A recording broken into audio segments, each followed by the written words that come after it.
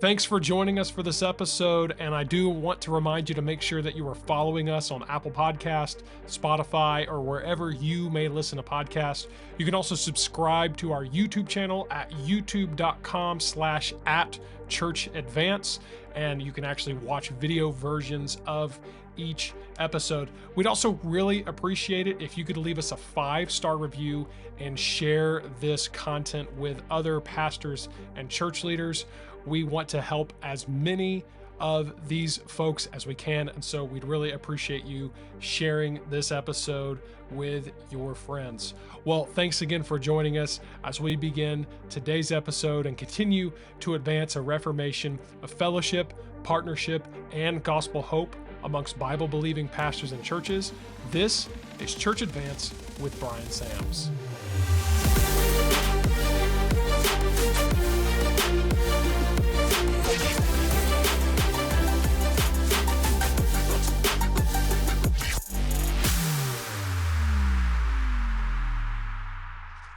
Hey everybody, welcome back to the Church Advance podcast. This is your host, Bryan Sams, and I hope your year is off to an extraordinary start.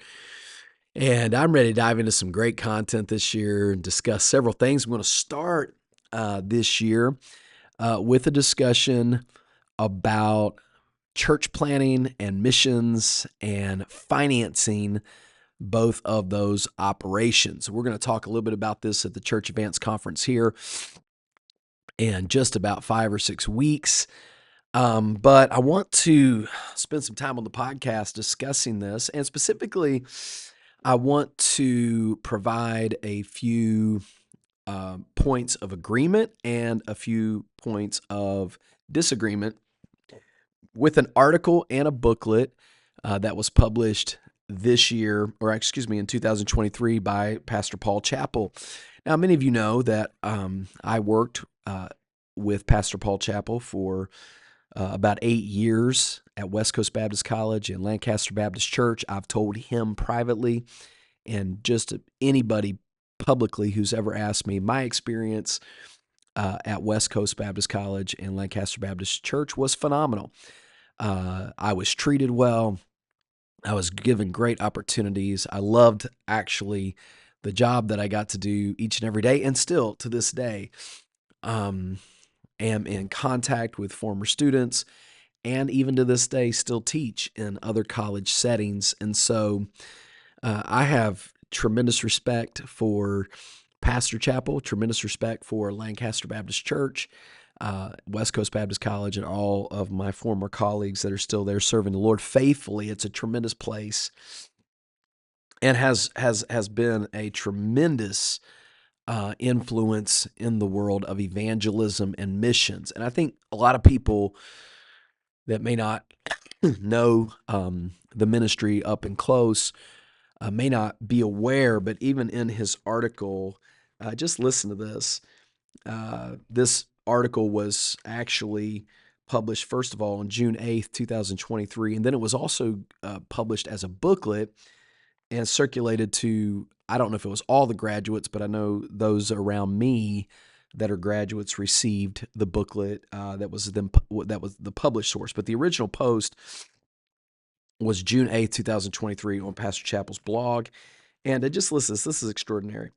In 1986, the Lord led my wife, Terry, and me to Lancaster, California, where a small and struggling congregation of 12 members asked us to come. We didn't know it until some weeks after we arrived, but the church was involved in 2 lawsuits and a foreclosure. We did not know the church could not pay our support. We asked a few like-minded churches to support us as we got started and lived on a shoestring budget until our church grew and was able to pay us a salary. And the Lord blessed. To his glory, our church has seen tens of thousands of people saved. We have been able to start a Christian school and a Bible college. We built $90 million in buildings, and for the past several years have given over $1 million annually to missions. All of this has been without receiving money from a denomination or fellowship. During my time there, seeing that story repeated over and over and over and over again it is phenomenal. And if you've never seen maybe one of the annual recap videos, I would encourage you to do it. it is a place where souls have been saved, lives have been changed, people have been trained, and with such an extraordinary backstory. I have an enormous respect for Pastor Chappell. I think that most people would know that we have a few areas of disagreement, but he's my brother. I love him. We talk. We've talked about our differences.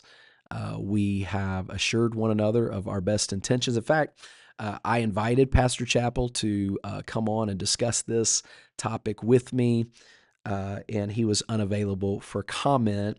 And I did tell him, I said, Pastor, I want to discuss this on the podcast. I want to kind of open it up, and so he's aware that this podcast is airing. And so here's what I want to do. I want to just kind of talk through this. I want to share my points of agreement, and then some challenges that I think both Pastor Chappell as well as other independent Baptist people need to consider. Before I get into that, let me address the main topic of this particular uh, article, and then, of course, the booklet that was sent. And the title is "Funding Your Church Plant: Should an Independent Baptist Accept Funds from the Southern Baptist Convention?" Now, if you are new to this discussion about independent Baptist, Southern Baptist, essentially, Southern Baptists are a group of independent churches who voluntarily pool their resources through what's called the cooperative program to fund the Great Commission, both in terms of training Christian workers through their seminaries, the 6 Southern Baptist seminaries, and then, of course, through funding International Mission Board missionaries. The International Mission Board would be for overseas missionaries. And then also the North American Mission Board, which is the North American Church Planning Ministry, which is more specifically what Pastor Chappell here is addressing. And I voluntarily participate with the SBC, and I can assure you of a couple things. First of all, no church within the fellowship of Southern Baptist churches is required to support at any level the cooperative program. Number two, you can actually choose, if you want, to not give your money to the cooperative program, but to directly give your money straight to missionaries and straight to church planners through designated offerings, or through just participating in the Christmas and Easter offerings, which go to the 2 entities, IMB and North American Mission Board, respectively. Now, Pastor does address this in the article. It is true that churches that participate in the church planning and missions efforts, the new churches, the new church plants, are asked to continue on by further supporting the ongoing and future efforts. Now, let me just make a comment here. This is the whole reason that I participated in the SBC. And that is simply because we're a Great Commission church. We are sending missionaries and we are planting churches. And there are extraordinary benefits to those people who are aligned with an entity. And as Pastor points out, there are also challenges with it as well.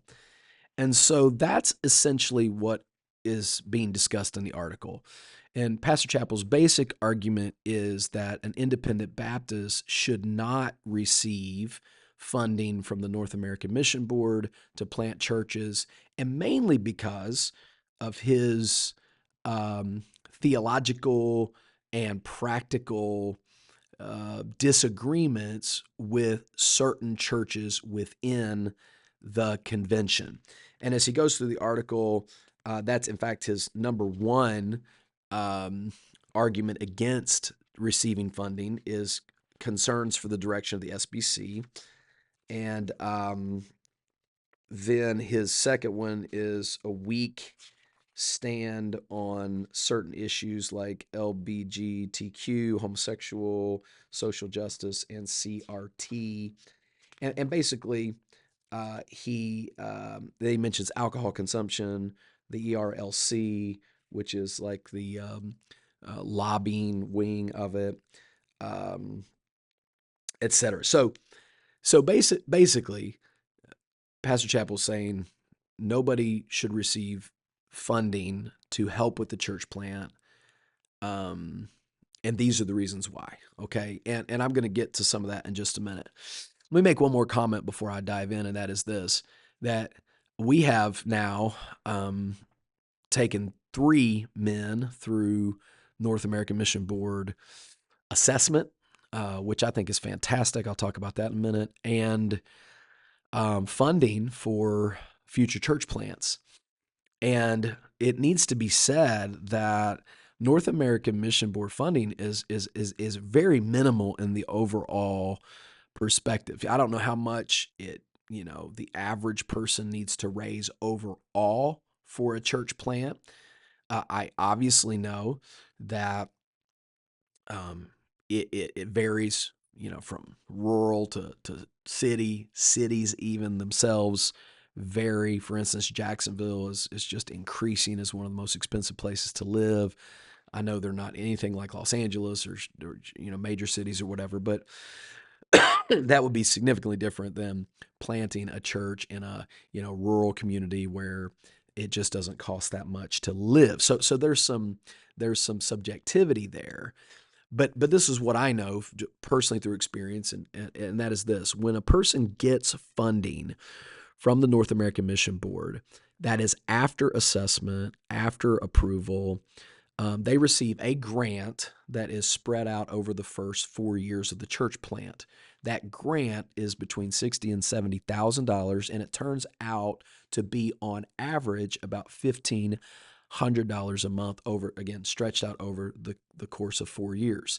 They also approve a few other financial things like a non-personnel grant that they get at the beginning, which covers things like different building needs, maybe signage, gospel literature, creation of a website, etc. All very, very helpful. But think of that on the perspective of the big picture, and that is there's nobody who can make it, so to speak, on just $1,500 a month. So it's not like that. So you need to understand that it's not that when you go through North American Mission Board to plant a church, you're going to receive 100% full funding from the organization. It's just not the way that it is. It's partial funding, and it's enormously helpful. And I'll talk about some of my ideas about solutions in just a minute. But let me just kind of go right at the article from just number one. The question, should an independent Baptist accept funds from the Southern Baptist Convention? And the answer is you can't.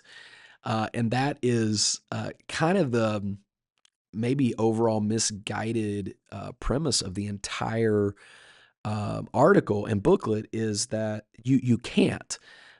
Nobody that is not a part of a participating SBC church as the sending church can even receive funding.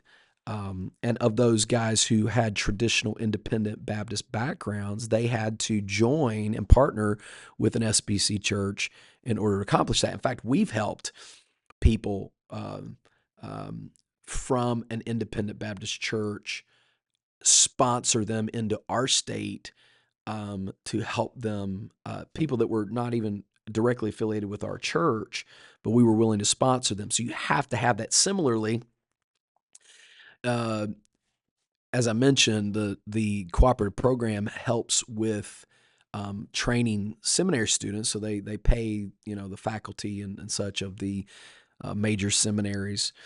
If you're a Southern Baptist church, members of your church can receive discounted tuition at those institutions. It's part of the training process. If you're not a part of the SBC, you do not have the ability to partake in those benefits. So I know what he's suggesting. What he's suggesting is those that are from independent Baptist backgrounds should not go SBC. But the sheer reality is you cannot receive SBC funding if you are independent. So you'd have to do that. Let me say this secondly, on the second page in the introduction. Pastor Chappell talks about starting the college in 1995 and they started with 43 students, and since then have seen over 3,000 graduates serving him around the globe. And there are some tremendous guys and gals out there serving the Lord, no doubt. He says, I quote, many of these graduates are church planners here in the state and on the mission field. I thank God for each of them and their faith. Over recent months, some church planners have asked me about the assistance they have been offered by North American Mission Board or Southern Baptist Convention representatives. They have either been approached directly or introduced at meetings where the host present SBC funding and affiliation. These church planners or replanners are told if they simply sign to agree with SBC doctrine or provide some support back to the convention, they can receive funds. That's just not true. Again, you have to have a sponsoring church. I can attest to this directly. But here's the bigger problem. He says receiving this kind of support is not as essential or helpful in the long view. Well, it may not be essential, and Pastor Chappell and many others have proven that there is a path, obviously, to missions and church planting outside of denominations, and that there's no argument there. But to say that it's not helpful is just not exactly true. This process has been enormously helpful on a number of fronts, whether it's the assessment process, which I think is fantastic. I think even if you're an independent church, your missionaries, your church planners should go through some sort of assessment. Maybe it's with the mission board, but just sending families out without serious biblical, psychological, marital, relational, their gifts and other things being assessed is really weak.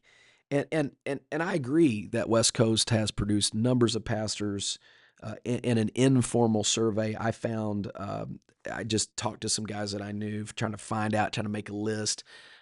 I was able to name over 20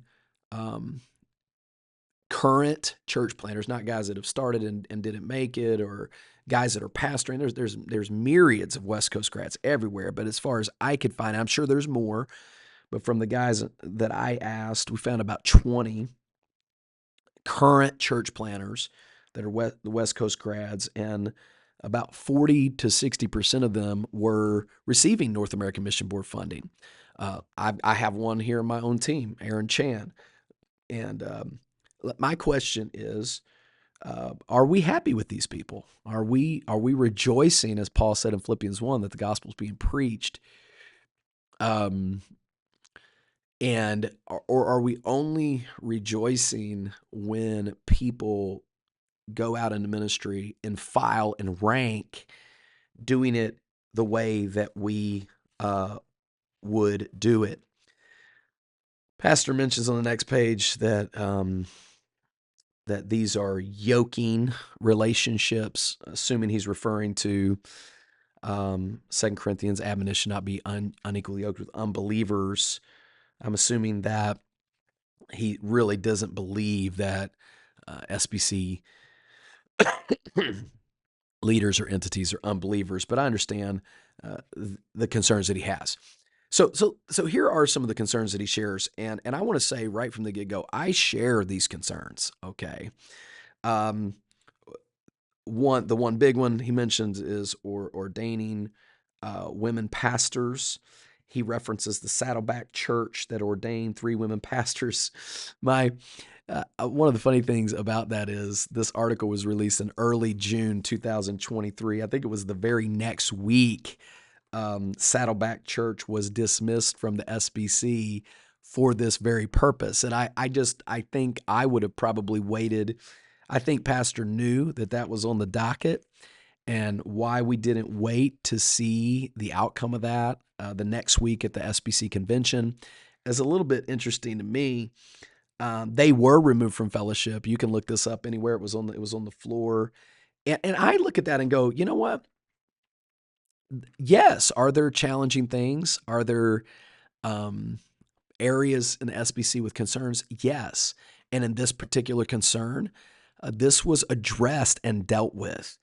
I also want to say this. Okay, let's say I'm a SBC pastor, and over here is, there's an SBC church, 10 minutes from here. So 2 pastors here.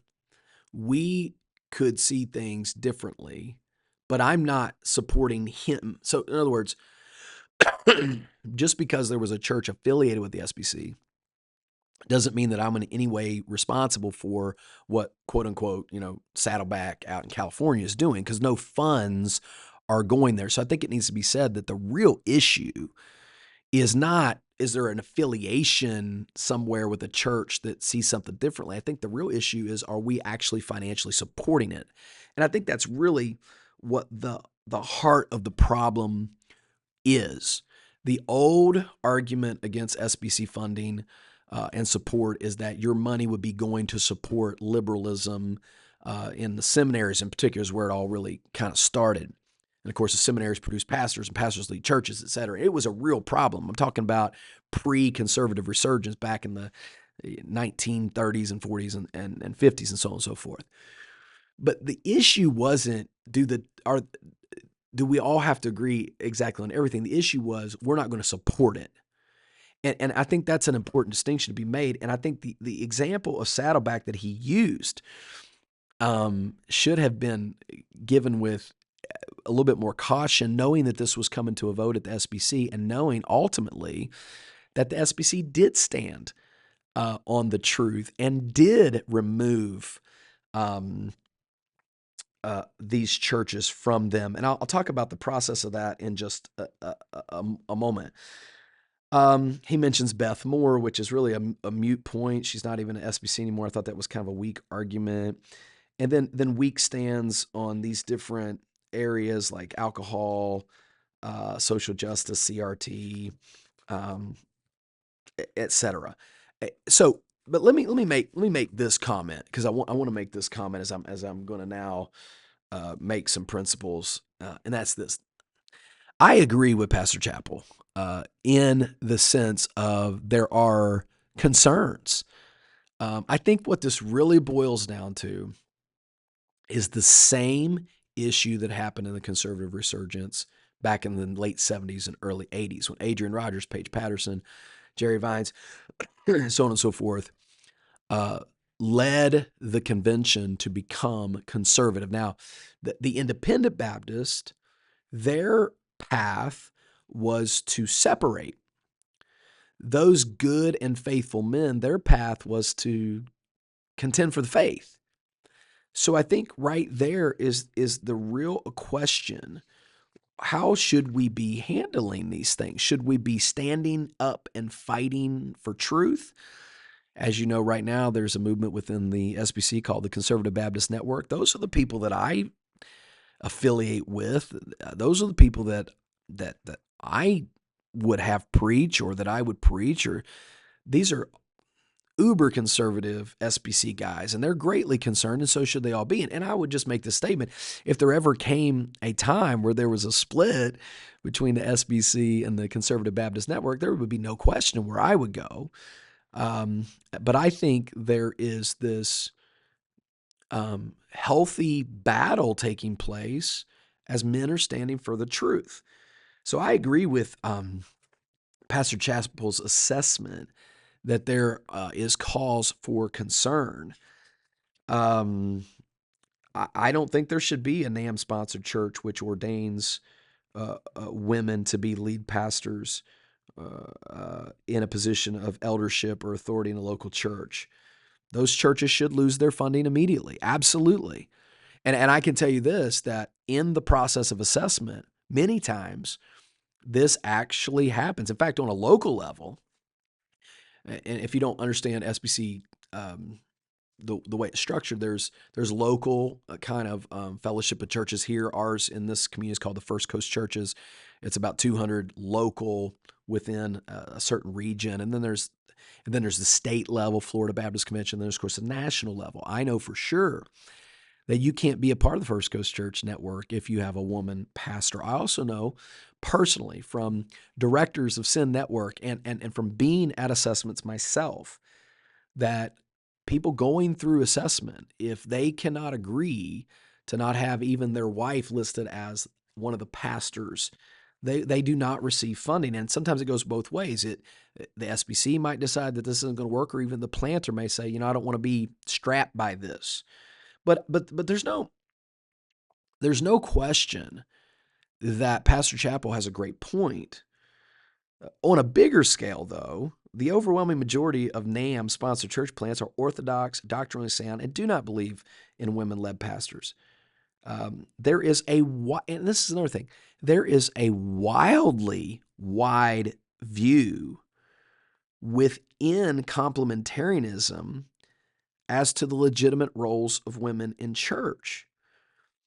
Some of these things are semantics. And now, I want to be clear. I do not believe that you should call a woman a pastor on any level. Not a pastor of women's ministry, not a pastor of children, because the word pastor, which also is elder and also is